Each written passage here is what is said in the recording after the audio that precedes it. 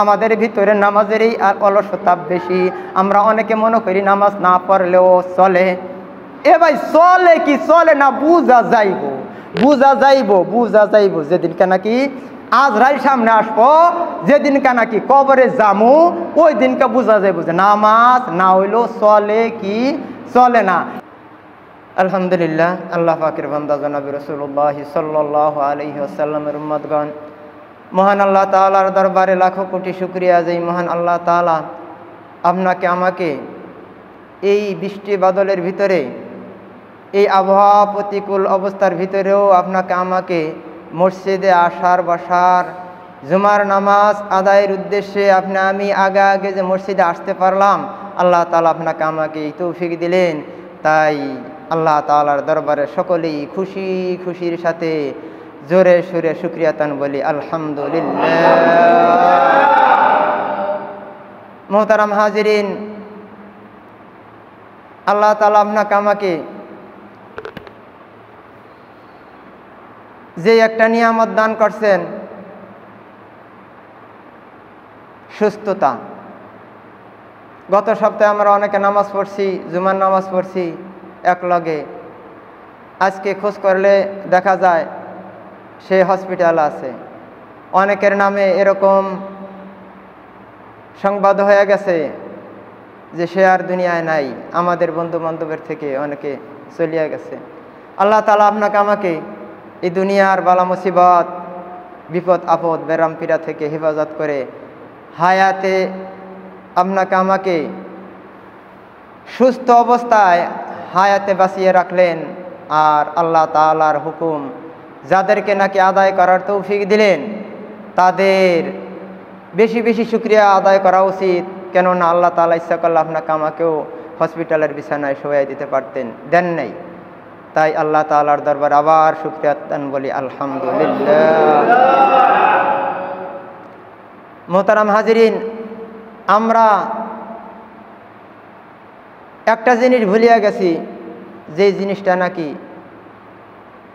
যদি আমরা স্মরণ রাখতে পারতাম, তাহলে আমাদের পক্ষে হামেশা ভালো কাজ করা সম্ভব হইতো আর মন্দ কাজ থেকে বিরত থাকা সম্ভব হইতো। আল্লাহ তাআলা পবিত্র কালামুল্লাহ শরীফের ভিতরে বললেন, তোমরা আমার শুকরিয়া আদায় করো, তোমরা আমাকে বলাও, আমি তোমাদেরকে বলাইব, তোমরা আমার শুকরিয়া আদায় করো আর আমার সাথে কুফরি করিও না। ফাজকুরুনি আযকুরুকুম ওয়াশকুরুলি ওয়ালা তাকফুরুন। তোমরা আমি মাওলাকে বলাও, আমি মাওলাকে স্মরণ করো, আমি তোমাদেরকে স্মরণ করব। আর তোমরা কি করো, আমি মাওলার শুকরিয়া বেশি বেশি আদায় করো। আমার নিয়ামত পাইয়া আমার নিয়ামতের না শুকরিয়া করিও না, কুফরি করিও না।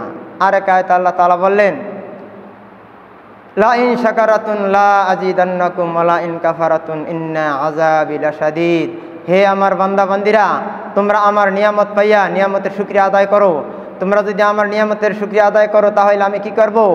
লা আজিদান্নাকুম, আমি নিয়ামত আরো বাড়াইয়া দিব। বলি সুবহানাল্লাহ। আর আমার নিয়ামত পাইয়া যদি নিয়ামতের শুকরিয়া আদায় না করো, তাহলে তোমাদের থেকে নিয়ামত তো ছিনিয়ে নিবই, আর তোমাদের জন্য আখেরাতে রয়েছে কঠিন আযাব। বলি নাউযুবিল্লাহ।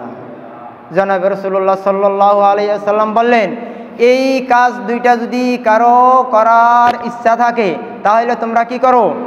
ক্বালান নাবিয়্যু সাল্লাল্লাহু আলাইহি ওয়াসাল্লাম আকসিরু যিকরি হাযি মিন লাযযাতিল মাউত। তোমরা বেশি বেশি করিয়া মরণের কথা, মওতের কথা স্মরণ করো। মওতের কথা স্মরণ করলে কি হয়?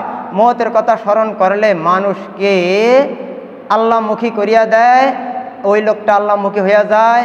ওই লোকটার কখনো এরকম কুধারণা দুনিয়ার বিষয় যে আমি দুনিয়ায় আসছি, দুনিয়ায় থাকমু, দুনিয়ায় একটু ভালো খামু কিভাবে, ভালো ফিরমু কিভাবে, কারে ঠকামু, কারে মারিয়া আনমু, কার ডাকামু, এই চিন্তা ভাবনা তার ভিতরে কখনো আসতে পারে না।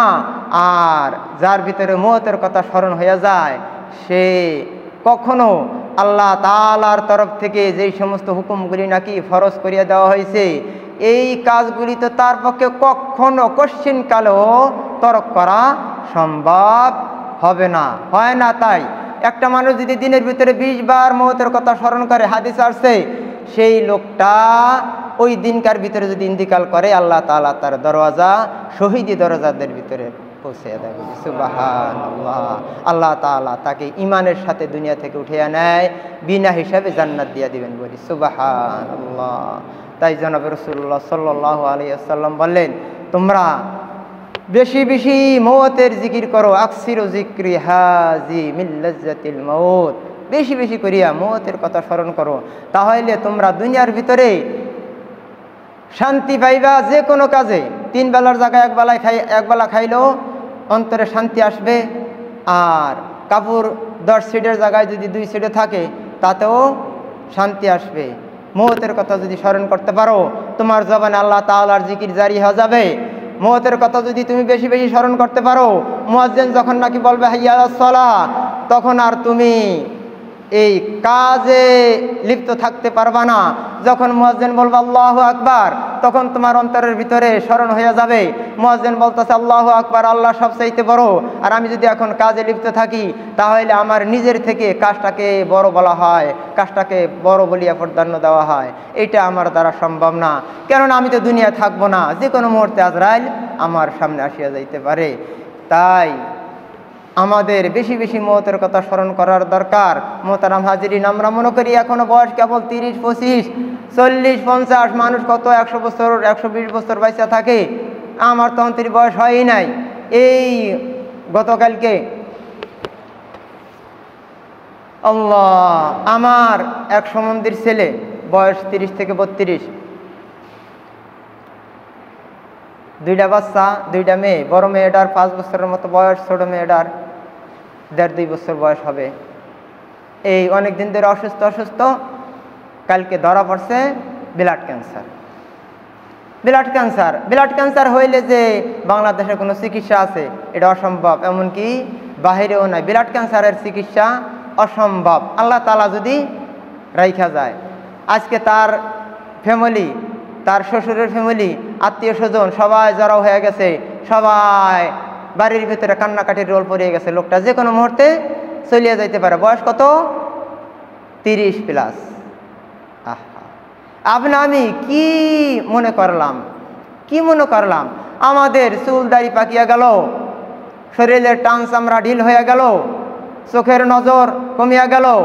তারপরও মওতের কথা একটু স্মরণ করি না, যে আমারও তো যে কোনো মুহূর্তে এরকম একটা সংবাদ আসিয়া যাইতে পারে যে অমুকের ছেলে, অমুকের নাতি আজকে আর দুনিয়ায় নাই।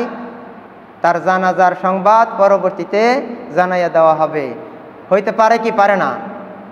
এই জন্য জনাব রাসূলুল্লাহ সাল্লাল্লাহু আলাইহি সাল্লাম বললেন, তোমরা মওতকে একদম নিকটে ভাবো, যে কোনো মুহূর্তে আজরাইল আমাকে খপ করিয়া ধরিয়া ফেলাইতে পারে। তাই আজরাইলের হাতে ধরা পড়ার আগে আমি চিরস্থায়ী জিন্দিগির কিছু সঞ্চয় করিয়া লই।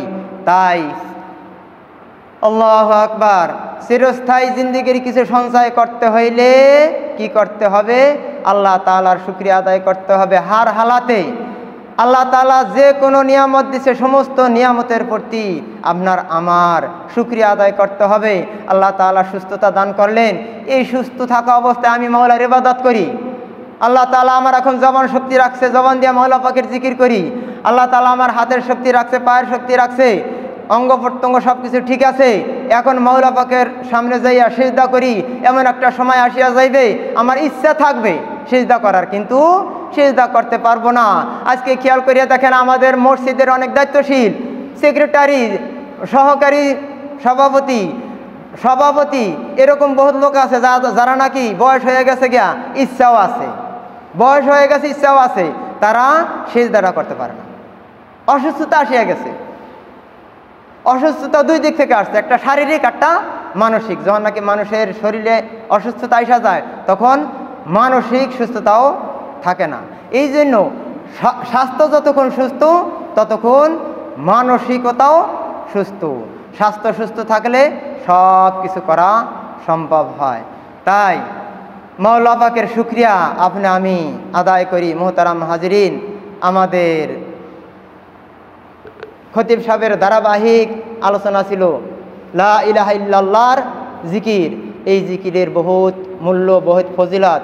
সে যেইভাবে বলতেছিল বলতে আছে ওইভাবে হয়তো আমার পক্ষে বলা সম্ভব না, যার জন্য এই আলোচনাগুলি তার মুখেই শোভা পায় যে নাকি বললে আমাদের অন্তরে বিশ্বাস হবে যে না একজন আলেম যে নাকি 20-22 বছর পর্যন্ত লেখাপড়া করলেন, কিতাব আদি পড়লেন, সে মুফতি, তার তো জিকিরের ফজিলত বলার কোনো প্রয়োজন ছিল না, সে কোরআন তেলাওয়াতের ফজিলত বলতে পারতো, সে অন্য অন্য বিষয় বলতে পারে যেটা নাকি আমরা সাধারণ মানুষ জানি না।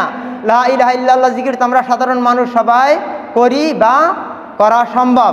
লা ইলাহা ইল্লাল্লাহ জিকির এমন একটা জিকির, এমন একটা আলফাজ যেটার ভিতরে নাকি কোনো মত নাই, গুন্না নাই, এজাহার নাই, একফা নাই, হ্যাঁ একদম সহজ, খালি কোনো রকম জবানটা খুলিয়া বললেই হয়, জিবলা লড়াইলেই কি সকলে একটু মোহাব্বতের সাথে জিকির করি লা ইলাহা ইল্লাল্লাহ, লা ইলাহা ইল্লাল্লাহ, লা ইলাহা ইল্লাল্লাহ, লা ইলাহা ইল্লাল্লাহ, লা ইলাহা ইল্লাল্লাহ, লা ইলাহা ইল্লাল্লাহ, লা ইলাহা ইল্লাল্লাহ, লা ইলাহা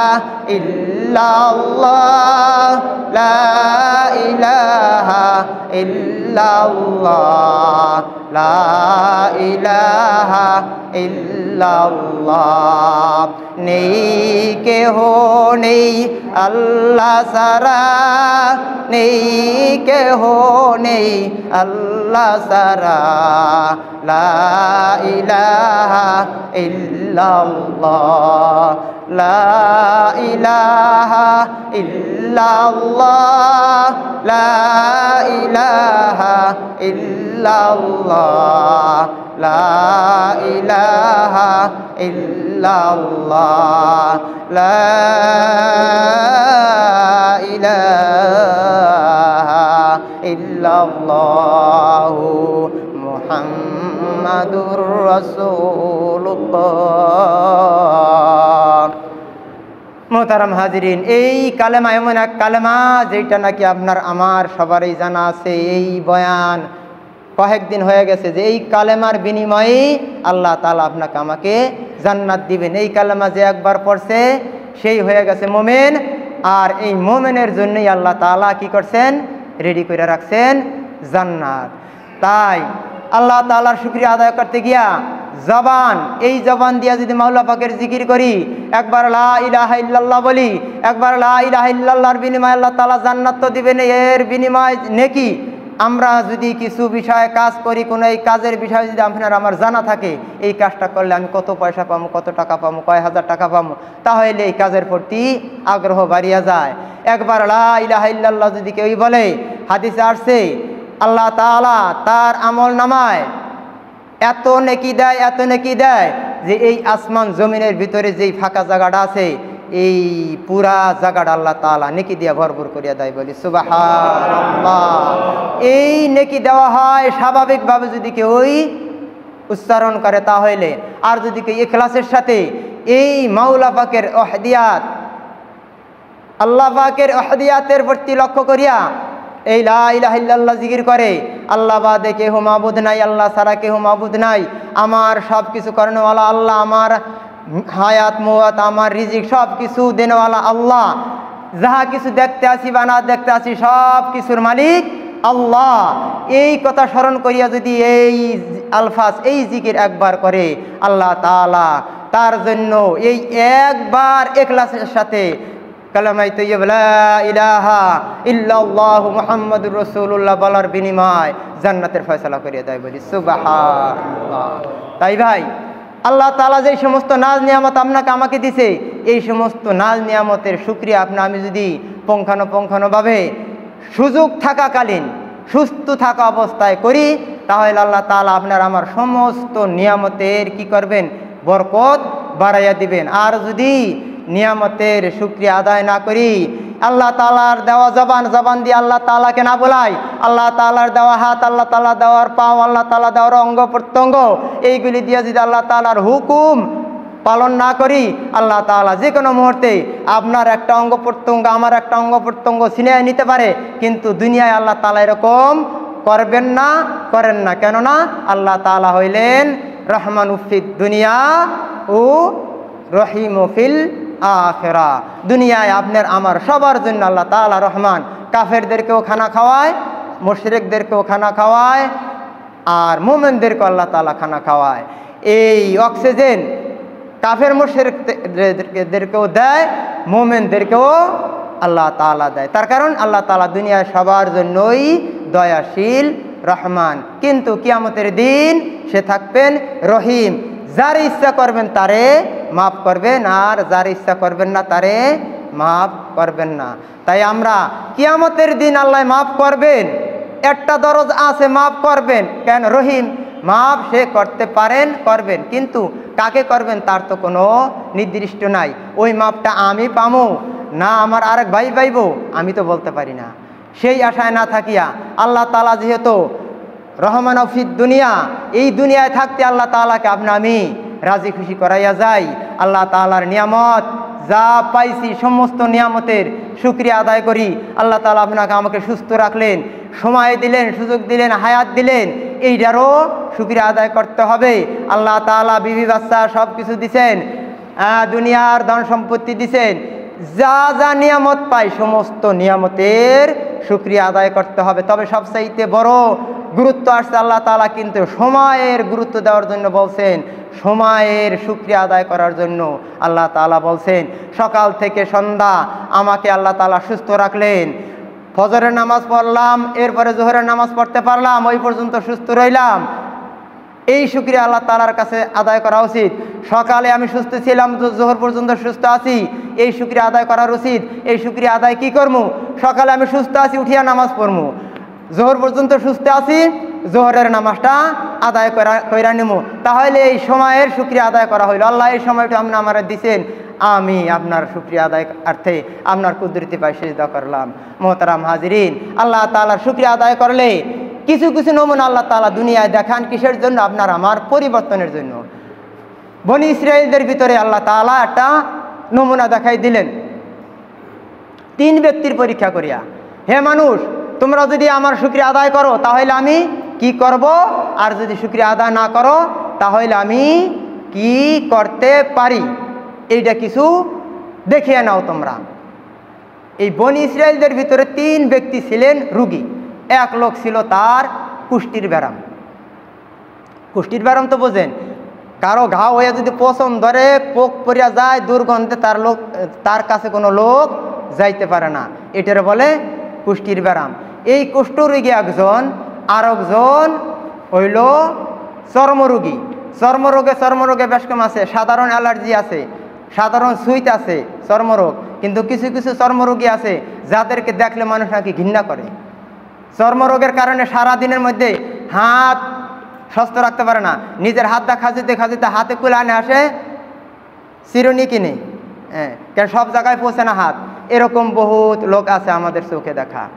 এইরকম এক লোক যে নাকি শরীরে কোনো কাপড় রাখতে পারে না, মাথার চুল উঠে গেছে গিয়া, চোখে বোমা নাই, এইরকম দেখতে একটা নতুন মাট্টা পাতিলার মতো দেখা যায়, শরীরের মধ্যে জায়গায় জায়গায় ক্ষুদ্র হয়ে গেছে, হাত সারাদিন চলতেই থাকে, কোনো মানুষের সমাজে যেয়ে বসতে পারে না, একা একা বৈশা থাকে, আর চোখের পানি ফালায়। আল্লাহ, আপনি আমার কি রোগ দিলেন, কেমন করবো, আমি সমাজে মানুষের কাছে যাইতে পারি না, বইতে পারি না, কাজবাজ করতে পারি না। এই এক লোক চর্মরোগী। আর এক লোক সে অন্ধ, তার 2টা চক্ষু নাই। সে আফসোস করে, আল্লাহ, যার চক্ষু আছে দুনিয়ার সব কিছু দেখলো, দুনিয়া কি আমি দেখলাম না। এই 3 রোগীর কাছে আল্লাহ তাআলা ফেরেশতা পাঠাইলো, যাও এই 3 রোগীরে কি করো, পরীক্ষা করে আসো। আল্লাহ তাআলার ফেরেশতা সর্বপ্রথম আসলেন কুষ্ঠরোগীর কাছে। কুষ্ঠরোগীর কাছে আইসা বলল, হে ভাই, তুমি কি চাও, এই মুহূর্তে তুমি কি পাইলে খুশি হও? এই কুষ্ঠরোগী কইল, ভাই, আল্লাহ তাআলা যদি আমার এই কুষ্ঠরোগ সারাই দিত, আমার এই ব্যারামটা যদি আল্লাহ তাআলা সারাই দিত, এই আর চাইতে বড় নিয়ামত আমার দুনিয়া আর কিছুই লাগতো না। এইটাই সবচাইতে বড় নিয়ামত হইতো যদি আমার রোগটা আল্লাহ সারাই দিত। ফেরেশতা মানুষের বেশে আসছে, মুসাফিরের বেশে। বলল তো ভাই তাই এক কাজ করো, তুমি আমার সাথে হাত উঠাও, আমি আল্লাহর কাছে দোয়া করি, আল্লাহ তাআলা তোমার রোগ মুক্তি করে দেব। বলি সুবহানাল্লাহ। এই মুসাফির হাত উঠাইছে, এর সাথে রুগী হাত উঠাইছে, আল্লাহ এই কুষ্ঠরোগীর কুষ্টি রোগ সারিয়া দাও, আল্লাহ তুমি এর সুস্থ করিয়া দাও, আল্লাহুম্মা আমিন বলার সাথে সাথে আল্লাহ তাআলা তার কুষ্টি রোগ ভালো করিয়া দিছে। বলি সুবহানাল্লাহ। এই যখন সুস্থ বোধ করছে জিগায়, ভাই তোমার কাছে কেমন মনে হয়? কয় ভাই আমার কাছে এখন মনে হইতাছে, আমার কাছে সুস্থ মনে হইতাছে, আমার শরীরের যে দুর্গন্ধ ছিল আমি নিজেই দুর্গন্ধ পাই না। আল্লাহু আকবার। এখন মুসাফির বলতাছে, তাহলে আল্লাহ তাআলা তো তোমার রোগ সারাইয়া দিছে, আল্লাহ তাআলার কাছে তুমি আর কি চাও? আর কিছু চাওনি? এই বলতাছে, আমার আর কিছু চাওয়া নাই, আল্লাহ তাআলা আমার রোগ সারাই দিছে, এতে আমি হাজার হাজার খুশি, আমার আর কিছু লাগবে না। তারপরে মুসাফির বলল, না, আল্লাহ তাআলা তোমার রোগ যেহেতু সারাই দিছে, এর সাথে সাথে তোমার আল্লাহ তাআলা বরকতি একটা নিয়ামত দান করব, তুমি নিয়ে নাও। কি? এই একটা উটনি আল্লাহ তাআলার তরফ থেকে নিয়ে নাও, এটা বরকতি উটনি, এই উটনির উসিলায় তুমি হাজার হাজার উটনির মালিক হইবা। বলি সুবহানাল্লাহ। এই লোক আরো খুশি হয়ে গেছে, গেছে ওই চর্মরোগীর কাছে, যাইয়া সালাম দিয়ে বলতাছে, ভাই কেমন আছো? বলে, ভাই আর কেমন আর কি আছে, আমি লোক সমাজে যাইতে পারি না, সারাদিনের মধ্যে হাত আমি সুস্থ রাখতে পারি না, খানাটা খাইতে হইলে আমার সমস্যা হয়, আমার অন্য মানুষের খানা খাওয়াই দেওয়া লাগে, আমার হাত দিয়া খানা খাওয়ার সুযোগ পাই না, আর ভালো কোথায় রইলাম। বলে, তাহলে তুমি এখন কি চাও আল্লাহ তাআলার কাছে? বলে, আল্লাহ তাআলা যদি আমার এই রোগটা সারাইয়া দিত, আল্লাহ তাআলার কাছে আমি আর কিছুই চাইতাম না, এর চাইতে বড় নিয়ামত, বড় পুরস্কার আর কিছুই হতে পারে না। এই লোক, এই মুসাফির বলল, আমার সাথে হাত উঠাও, আল্লাহ তাআলা তোমার তোমার এই চর্মরোগ সারাইয়া দিব। সাথে সাথে দোয়া করলেন, আল্লাহ তাআলা তারও এই চর্মরোগ সারাইয়া দিলেন। তার রোগ সারার সাথে সাথে ওনাকেও এরকম প্রশ্ন করলেন, ভাই তুমি আর কি চাও? উনি বলে, আমার আর কিছু চাওয়ার নাই, আমি সুস্থ হয়ে গেছি, এইটাই সবচেয়ে বড় নিয়ামত। তারপরও এই মুসাফির বলল, না, এই নাও আল্লাহ তাআলার তরফ থেকে একটি বরকতি গাবি আল্লাহ তাআলা তোমারে দিছে, এইটারে তুমি শ্রদ্ধার সাথে লালন পালন করো, আল্লাহ তাআলা এইটার উসিলায় তোমাকে অনেক ধন সম্পত্তির মালিক বানাইবো, এইটা নিয়ে যাও। এই লোক আরো খুশি হয়ে গেল, আলহামদুলিল্লাহ, আল্লাহ তাআলা আপনার শুকরিয়া। গেছে তৃতীয় ব্যক্তি, অন্ধ ব্যক্তির কাছে, তার কাছে গিয়া সালাম দিছে, জিজ্ঞাসা করছে, কেমন আছো? বলে, এরকম, এই ভাই যার দুইটা চক্ষু নাই তার দুনিয়ার সুখ শান্তির কি আছে? তাহলে তুমি কি চাও? ওই লোক বলল, আমাকে যদি আল্লাহ তাআলা চক্ষু দুইটা ভালো করিয়া দেয়, আমার আর কিছু আল্লাহ তাআলার কাছে চাওয়া নাই। সেম আল্লাহ তাআলার কাছে দোয়া করলেন, তার চক্ষু দুইটা ভালো হয়ে গেলেন। আল্লাহ তাআলার কাছ থেকে এই লোকের জন্য একটি ছাগল এই লোককে দিলেন, ভাই তোমাকে তো আল্লাহ তাআলা চক্ষু ভালো করে দিছে, এই একটি ছাগল তুমি এইটারে লালন পালন করো, আল্লাহ তাআলা তোমার এই ছাগলের উসিলায় ধন সম্পত্তির মালিক বানাইবো। এই লোক বলল, আলহামদুলিল্লাহ, আল্লাহ তাআলার শুকরিয়া। বেশ কিছুদিন চলিয়া যাওয়ার পরে ওই উটনিওয়ালা হাজার হাজার উটের মালিক হয়ে গেছে, বহুতল ভবনের বাড়ির মালিক হয়ে গেছে, টাকা পয়সা অট্টালিকার কোনো অভাব নাই, বিরাট জমিদার হয়ে গেছে, এলাকার ভিতরে তার পদবি হয়ে গেছে চৌধুরী। ওই দ্বিতীয় ব্যক্তি এইরকম ওই এক গাভীর উসিলায় হাজার হাজার গাভীর মালিক হয়ে গেছে গিয়া, এখন তার গাভী ওই ভেড়া বকরির অভাব নাই, হাজার হাজার বিঘা জমির মালিক হয়ে গেছে, ইন্ডাস্ট্রির মালিক হয়ে গেছে গিয়া। এইরকমই তার একটা টাইটেল হয়ে গেছে গিয়া কোম্পানি, অমুক কোম্পানি, হ্যাঁ, নামকরা ধনী। আর ওই যে বকরিওয়ালা, এই বকরিওয়ালাও হাজার হাজার বকরির মালিক হয়ে গেছে। আল্লাহ তাআলা কইতাছে, হে ফেরেশতা, এইবার আবার যাও পরীক্ষা করে আসো, এরা আমার নিয়ামত তো পাইলো, নিয়ামত পাইয়া নিয়ামতের শুকরিয়া কতটা আদায় করে পরীক্ষা করে আসো। এইবার ওই ফেরেশতা আসছে, একেবারে মুসাফিরের ভেষ ধরিয়া, একদম জীর্ণ শীর্ণ শরীর, ছিঁড়াবিরা পোশাক, কান্দে ভিক্ষার ঝোলা, আইসা ওই উটের মালিকরে সালাম দিছে, আসসালামু আলাইকুম ভাই, জমিদার সাহেব, চৌধুরী সাহেব, কেমন আছেন? হ্যাঁ ভালো আছি। ভাই আপনি তো ভালো আছেন, আমার তো অবস্থা ভালো না, আমি তো গরিব, দেখেন আমার অবস্থা, ছিঁড়াবিরা জামা কাপড়, আমার শরীরে আটি ছাড়া আর কিছু নাই, আমারে আপনার তো হাজার হাজার উট আছে আর অন্য অন্য সম্পত্তি আছে, এই উট থেকে একটা উট আল্লাহর রাস্তায় আমারে দান করেন, আমারে দেন। এই চৌধুরী সাহেব, রে আহাম্মক ভিক্ষুক, চাবি ভিক্ষা, ওইলে দিব 2 টাকা, নারে তুমি 1 মোট চাল। তোর তো সাহস কম না, তুই আমার উঠ চাস, এত বড় সাহস, তুই ভিক্ষুক, তুই উঠা করবি কি? ভাগ, ভিক্ষা তো দেয় নাই। আস্তে গাড় ধরিয়া তারাই দিছে। বলি নাউজুবিল্লাহ।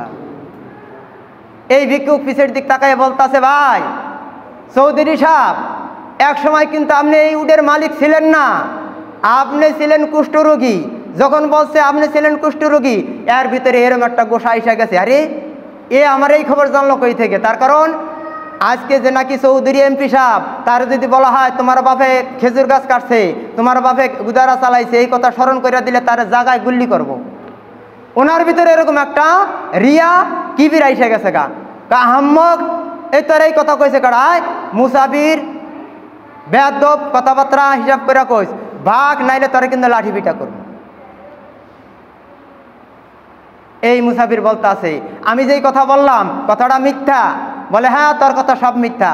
বলে তাহলে আমার কথা যদি মিথ্যা হয় তাহলে আপনার সব কিছু ঠিকই থাকবে, আর যদি আপনার কথা মিথ্যা হয় আল্লাহ তাআলা আপনার এই ধন সম্পত্তি সব ছিনে নিয়ে যাইব। বলি নাউজুবিল্লাহ। সাথে সাথে এই জমিদার শরীরের দিক তাকাই দেখে, তার এই যে গোড়া গোড়া হইয়া মুহূর্তের ভিতরে পাইক্যা পছন্দ ধরিয়া গেছে। খবর আসছে, তার উটের রাখালরা দৌড়িয়ে আসছে, চৌধুরী সাহেব আপনার উট তো 50টা 1 সেকেন্ডের মধ্যে দাফাইয়া মরে গেছে না। আল্লাহু আকবার বলতাছে, ওইসে কাম। মুহূর্তের ভিতরে দেখে মুসাফির আর নাই, মুসাফির চলিয়া গেছে। এই কুষ্ঠরোগী সেই আগের মতোই কুষ্ঠরোগী, আর ধন সম্পত্তি একা করতে করতে সব শেষ। আল্লাহু আকবার। দ্বিতীয় ব্যক্তির কাছে যাইয়া যখন এইভাবে সালাম দিয়া কইছে, বলে ভাই আপনি তখন হাজার হাজার গাভীর মালিক, আপনার এখান থেকে ভালো দেখে একটা গাভী আমারে আল্লাহ রাস্তায় দান করেন, আমি অসহায়, আমি খুব অসহায় লোক। এই লোক ওরকম চেতে গেছে গা। এই বেড়া গাভী চাষ ভিক্ষা, ভিক্ষা চাবি 2 টাকা বা 5 টাকা নাইলে 1 মোট চাল, তোর তো সাহস কম না, তুই এই গাভী দিয়া কি করবি? ভাগ। উনি ওইখানে এই কথা বইলা ফেলাইছে, ভাই আপনি কিন্তু এক সময় গাভীর মালিক ছিলেন না, আপনি ছিলেন চর্মরোগী, আপনি মানুষের সমাজে যাইতে পারতেন না, মানুষ আপনাকে ঘৃণা করত, তাই আল্লাহ তাআলা আপনার এই চর্মরোগ ভালো করিয়া গাভী দিছে, ধন সম্পত্তির মালিক হয়েছেন। এই কথা পুরা না কইতে না কইতে যখন উল্লেখ করছে, সাথে সাথে ওই লোকও এরকম চৈদ্য উঠছে, আমি এত বড় একটা নাম করা কোম্পানি, হ্যাঁ আমার নামে এরকম একটা তহমাত দিতেছে, ভাগ নাইলে লাঠি নিয়ে আইলাম। ঘাড় ধরে ধাক্কা দাবাই করে দিছে। সেম ওনাকে ওই কথা বললো যে আপনার কথা যদি সত্য হয় তাহলে সমস্যা নাই, আর যদি আমার কথা সত্য হয় আপনার এই ধন সম্পত্তি কিছু থাকবে না, আপনি আগে যা ছিলেন তাই হয়ে যাইবেন। সাথে সাথে ওনার শরীরে ওই চর্মরোগ দেখা দিল, সাথে সাথে মাথার চুল পরিয়া একেবারে নতুন মাট্টা পাতিল হয়ে গেছে গা। বলি নাউজুবিল্লাহ। তৃতীয় ব্যক্তির কাছে গেছে, এই ছাগলের মালিকের কাছে। ছাগলের মালিকের কাছে যাইয়া সালাম দিছে। এই লোক সাথে সাথে সালাম নিয়ে বলতাছে, ভাই এ ভাই আপনি কেডা, কই গই নাইছেন, আপনার অবস্থা তো খারাপ কেন? আপনার কি ছেলে মেয়ে নাই, আপনার কি ধন সম্পত্তি কিছু নেই, এমনকি আপনার অবস্থা? ওই লোক বলতাছে, ভাই আমি তো অসহায় মানুষ, আমি গরিব মানুষ, ভিক্ষা কইরা খাই, তো আমি আপনার কাছে একটা আবদার করবো, আপনি দিবেন কিনা? বলে কও কি আবদার করো বাবা? বলতাছে, আপনার তো হাজার হাজার ছাগল আছে, এর ভিতর থেকে একটা ছাগল আমারে আল্লাহর রাস্তায় দেন। আল্লাহু আকবার। এই লোক চোখের পানি ছেড়ে দিয়া কইতাছে, ভাই আপনি আমার কাছে একটা ছাগল চাইতেছেন, তাও অনেক বিনয় অনুনয়ের মাধ্যমে। আপনার কোনো বিনয় অনুনয় করার দরকার নাই, আপনার যেই ছাগলটা পছন্দ হয় এই ছাগলটা নিয়ে যান। শুধু একটা না, আপনি যদি মনে করেন 5টা 10টা ছাগল নিয়ে যাবেন, আমার কোনো আফসোস নাই। এই ভিক্ষুক বলতাছে, ভাই আমি এরকম বড় 2 ধনীর কাছে গেছিলাম, যখন নাকি আগে কিছুই ছিল না, তারা ধন সম্পত্তির মালিক হয়েছে, কিন্তু আমাকে ভিক্ষা তো দেয় নাই, আমারে ঘাড় ধরিয়া তাড়াইয়া দিছে। আর আপনার কাছে চাইতে না চাইতে আপনি আমার আবেদন মঞ্জুর করলেন, আর বলতে আছেন ছাগল একটা কেন, 5টা 10টা নিয়ে যান, আমার কোনো আপত্তি নাই। এই লোক 2 চোখের পানি ছাড়িয়া দিয়া কইতাছে, ভাই আমি ছিলাম একটা অন্ধ, আমার 2টা চক্ষু ছিল না, কোথায় থেকে কোন পাগল জানিয়া সে আমাকে বলল, হে অন্ধ ব্যক্তি তুমি আল্লাহর কাছে হাত উঠাইয়া দোয়া করো আমার সাথে, আল্লাহ তাআলা তোমার চক্ষু ভালো করিয়া দিবে। এই লোকের দোয়ায় আমার চক্ষু আল্লাহ তাআলা ভালো করিয়া দিছে, সাথে সাথে আমাকে একটা ছাগল দান করছে। এই একটা ছাগলের উসিলায় আজকে আমি হাজার হাজার ছাগলের মালিক, হাজার হাজার কোটি কোটি টাকার মালিক। আজকে আপনি একটা ছাগল আমার কাছে চাইছেন, আমি যদি মানা করি তাহলে আল্লাহ তাআলার শুকরিয়া আদায় করা হবে না। তাই আমি আল্লাহ তাআলার শুকরিয়ার্থে বলিয়া দিলাম, আপনার যতটি ছাগল পছন্দ হয় আপনি নিয়ে যান, আপনার যদি আরও কিছুর প্রয়োজন হয় তাও নিয়ে যান, কেননা এই সম্পত্তি আমার ছিল না, একদিন থাকবে না। আল্লাহ তাআলা আমাকে দিয়েছে হেফাজত করার জন্য আমানত হিসেবে। এই আল্লাহ তাআলার মাল আপনি যখন বলছেন আল্লাহর রাস্তায় দান করেন, আমি আল্লাহর রাস্তায় সব দান করতে রাজি, একটুও কার্পণ্য করব না। বলি সুবহানাল্লাহ।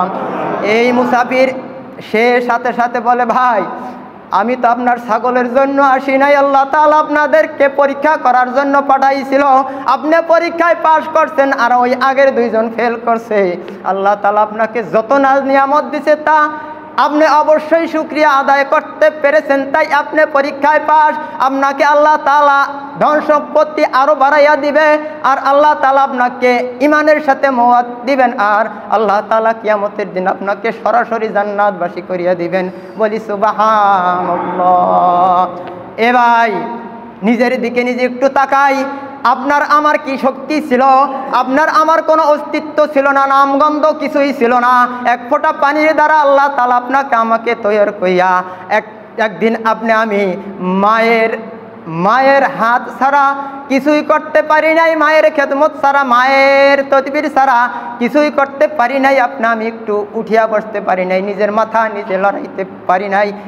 এখান থেকে আল্লাহ তাআলা আপনাকে আমাকে আজকে জোয়ান বানাইলেন, শক্তিশালী বানাইলেন, চেয়ারম্যান, মেম্বার, এমপি সাহেব, মন্ত্রী সাহেব বানাইলেন।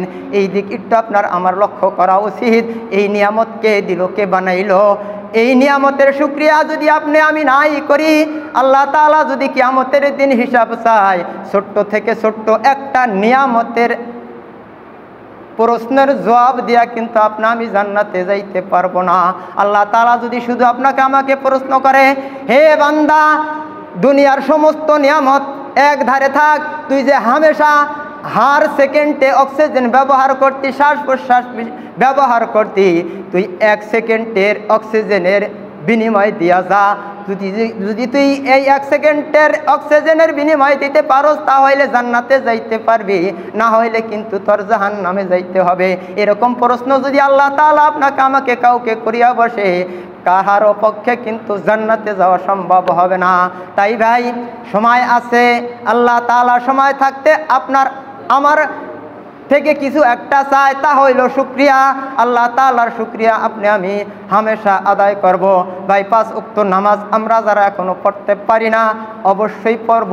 কেননা মুসলমান হওয়ার পরে, ঈমান আনার পরে সর্বপ্রথম কাজ হইল নামাজ। আমাদের ভিতরে নামাজেরই আর অলসতা বেশি। আমরা অনেকে মনে করি নামাজ না পড়লেও চলে। এ ভাই, চলে কি চলে না বুঝা যাইব যেদিনকে নাকি আজরাইল সামনে আসবো, যেদিনকে নাকি কবরে যামু, ওই দিনকে বুঝা যাইব যে নামাজ না হইলো চলে কি চলে না। কেউ তো আইসা বললো না, যদি কেউ বলতো তাহলে বিশ্বাস করতাম। আল্লাহ তাআলা আমাদের সবাইকে অদৃশ্যের উপর ঈমান আনা, বিশ্বাস করার তৌফিক দিন। সবাই বলি আমিন। আল্লাহ আপনি আমাদের সবাইকে আপনার নাজ নিয়ামত যাহা কিছু পেয়েছি সব কিছুর বিনিময় শুকরিয়া আদায় করার তৌফিক দিন। সবাই বলি আমিন। 5 ওয়াক্ত নামাজ এহতেরামের সাথে আদায় করার তৌফিক দিন। সবাই বলি আমিন।